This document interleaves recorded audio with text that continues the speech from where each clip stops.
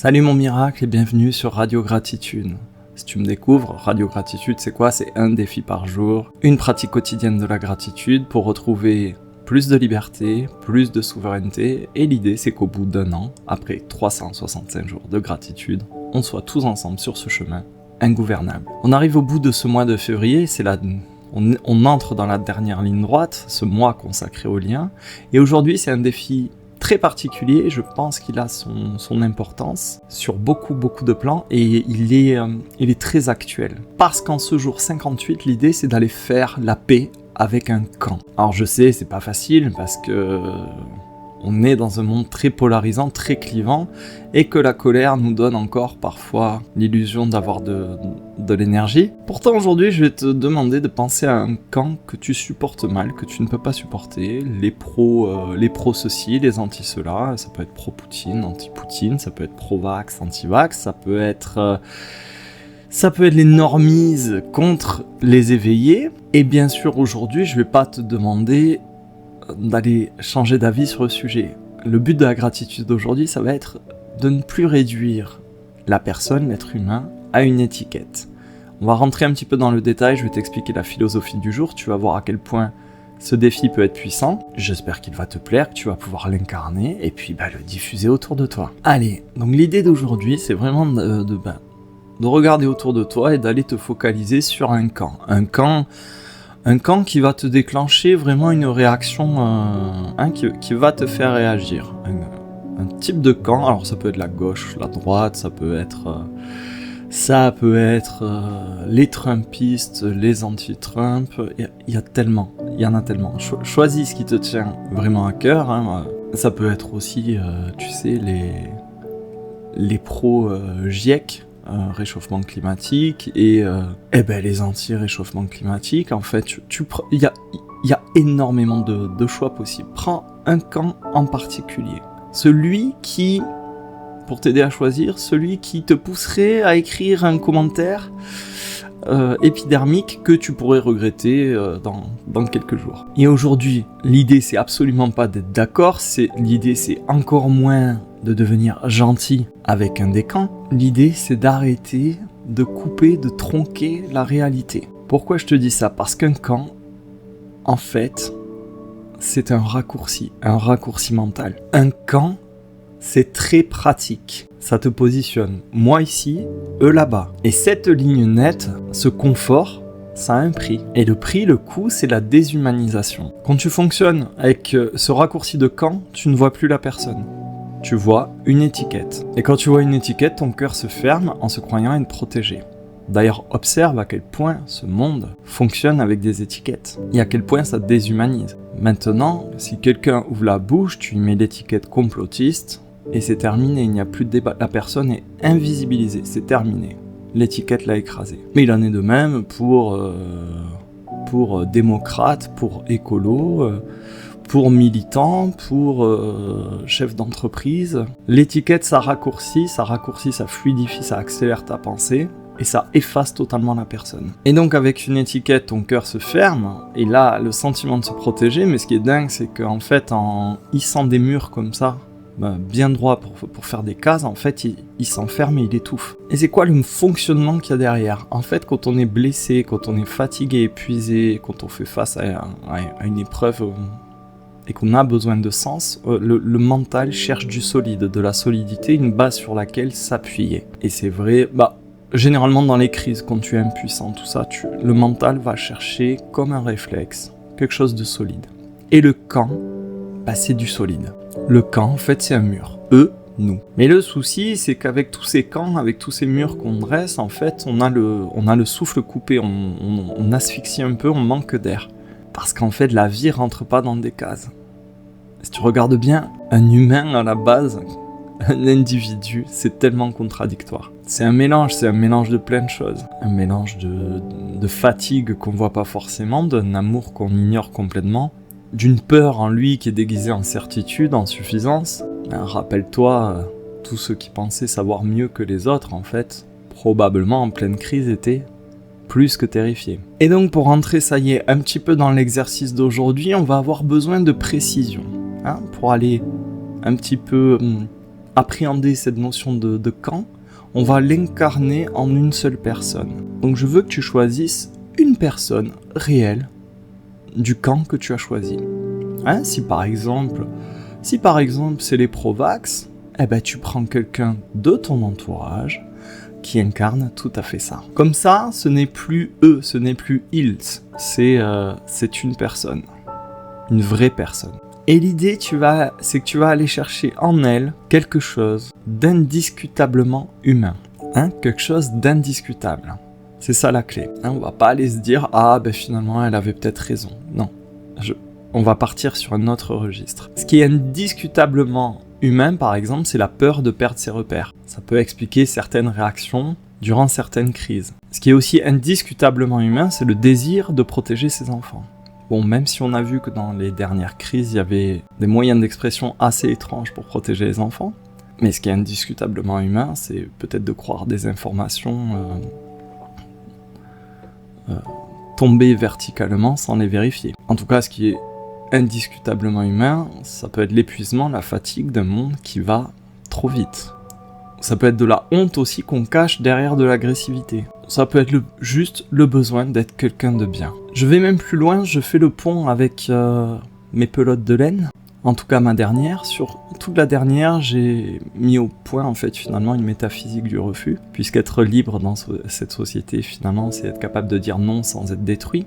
Donc j'aborde le refus. Et sans trop m'étaler, j'ai un chapitre pour mon raisonnement qui est basé finalement sur nos piliers de docilité. Qu'est-ce qui fait qu'un individu face à la même crise va se dresser et va dire non tant pis, moi je préfère être un soignant suspendu, enlevez-moi tout, faites-moi passer devant l'ordre des médecins, mais je ne me conformerai pas. Et pourquoi d'autres personnes dans ce même contexte, avec la même configuration, ne réagissent pas du tout pareil et vont se plier à des règles, même y compris des règles absurdes avec le recul. Et en fait, pour te la faire courte, ça va parler de nos piliers de docilité.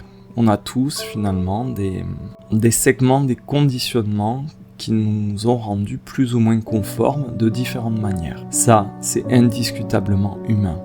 La peur de mourir, vouloir être quelqu'un de bien, le regard des autres. En fait, ça dépend de la trajectoire de chacun. Tu vois, par exemple, pour revenir sur l'épisode du coco, quelqu'un qui avait déjà perdu des proches, emporté par une vague de maladie, bien sûr que le désir de protéger les siens a peut-être écrasé tout le reste, toute l'ouverture sur la réinformation, sur tout ça. Ça a façonné une docilité très très puissante. Quelqu'un qui, par exemple, a souffert de sa vie, au début de sa vie, de la pauvreté, tout ça, et qui voulait une revanche matérielle sur sa vie, qui était finalement en pleine gloire matérielle, si tant est qu'il puisse y avoir la moindre gloire dans l'accumulation.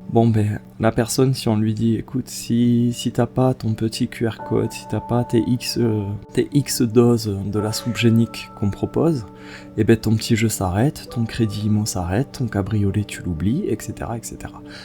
Là, la personne, ça vient toucher un pilier de docilité très forte chez elle, et ça, c'est aussi indiscutablement humain. Ce que j'essaie de te dire, et je fais très court parce que ça va être très long sinon, c'est que ce qui est indiscutable, c'est le désir de bien faire, c'est la peur, c'est notre ignorance, ce sont nos contradictions, nos paradoxes, nos trajectoires propres. Donc aujourd'hui, est-ce que tu es en train de voir ce qu'on fait ?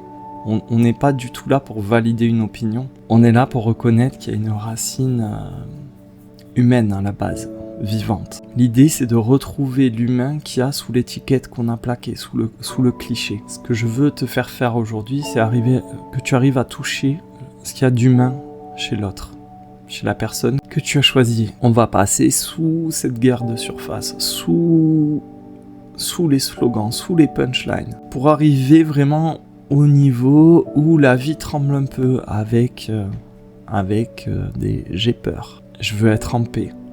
Je ne sais plus où j'en suis. Ce que je veux dire par là, si tu arrives à descendre à ce niveau d'humanité, même ton opposant a un cœur qui bat. Ce qui est clair, c'est que plus tu vois l'autre comme un camp, plus tu deviens toi-même un camp. Je te laisse réfléchir à ça, c'est assez puissant. Est-ce que tu comprends que pour maintenir eux, le camp en face, il faut que toi, soit de plus en plus solide. C'est-à-dire, il faut que toi, ton image, ta position se durcisse. Et ton toi qui est en train de se durcir, il a besoin d'ennemis. Ça sculpte ton identité et ça va te déclencher une avalanche de notifications. Et bien sûr, des biais algorithmiques, on en parlera peut-être dans l'initiation privée. Mais du coup, toute ta perception va s'organiser autour de ça. Donc tu vois bien que la gratitude d'aujourd'hui, c'est une manière de saboter tout ça. Ça coupe l'alimentation, le carburant de la polarisation.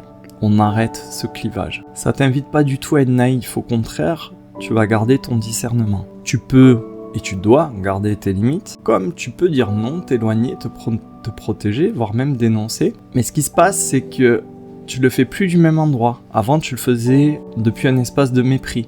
Et là, tu vas le faire depuis un espace de clarté. Ça va devenir chaud et net à la fois. Donc je récapitule. Tu choisis un camp vraiment qui t'active, hein, qui te fait déclencher des choses très fortes. Tu vas choisir une personne autour de toi qui représente vraiment ce clan. Et tu vas aller trouver une ou plusieurs choses indiscutablement humaines en elle, pour passer sous les slogans, sous les raccourcis, et pour aller toucher vraiment ce qu'il y a d'humain. Et quand tu y arrives, la phrase que je te propose pour manifester ta reconnaissance, c'est merci, je vois un humain, même quand je ne suis pas d'accord. Le merci que tu prononces, c'est absolument pas un merci adressé à ses idées, c'est un merci adressé à ta capacité à voir enfin clairement sans te fermer. Cette reconnaissance, ce merci, c'est pour ton regard qui reste ouvert, sans pour autant devenir faible. Et je vais même un peu plus loin, si tu regardes bien, la part de toi qui déteste viscéralement ce camp a peur. Elle a peur d'être envahie, elle a peur d'être trahie, elle a peur de perdre son monde stable. Donc au moment où tu cherches, tu observes et tu vois ce qu'il y a d'humain chez l'autre, tu fais en sorte que la peur ne puisse pas devenir ta propre identité. Et être capable de voir l'humain, même quand tu n'es pas d'accord avec lui, si tu arrives à l'éprouver ne serait-ce que pour aujourd'hui, tu auras déjà fait un immense pas en avant pour ta paix intérieure et pour la paix tout court. Peut-être que tu peux me dire en commentaire quelle est la personne que tu as le plus réduit au stade d'étiquette, de raccourci. Et qu'est-ce que tu refusais jusqu'à aujourd'hui de voir humain en elle? Moi, tu le sais, dans mes premières pelotes, j'étais en colère, j'appelais tous les gens endormis, je les appelais des golems. Des golems, des zombies, des matrixés, il y a eu tellement de noms. N'hésite pas à me dire tout ça en commentaire. Si tu sens que le sujet active quelque chose en toi, si ton intuition te dit vas-y, écoute-en un peu plus, bah écoute, je te garde un peu avec moi, on continue dans l'initiation privée, ça se passe sur mon site, tu as le lien en description sous cette vidéo. Et je te fais quelques rappels. Le premier, c'est que le tout dernier jour du mois de février, le 28 au soir, on fait un live sur YouTube où on fera le débrief de ce mois de février. On fera un petit point sur les projets de Radio Gratitude et on s'offrira, si je tente, tous ensemble, un bain de gratitude avant d'amorcer et d'accueillir le mois de mars qui arrive avec un esprit particulier, une énergie particulière. Ça, c'était le premier rappel. Deuxième rappel, je t'invite bien sûr à nous rejoindre sur WhatsApp ou sur le groupe Facebook. Tu as les liens en description parce que vivre l'aventure en groupe, vraiment, ça apporte une autre dimension. Enfin, si tu préfères rester seul sur YouTube, si ce rythme-là et si cet espace-là te convient, abonne-toi à ma chaîne et active la cloche pour être notifié dès que je publie un nouveau défi ou un nouveau contenu. Il me reste à te souhaiter une bonne pratique, et puis je te dis à demain pour le prochain défi. Bye bye.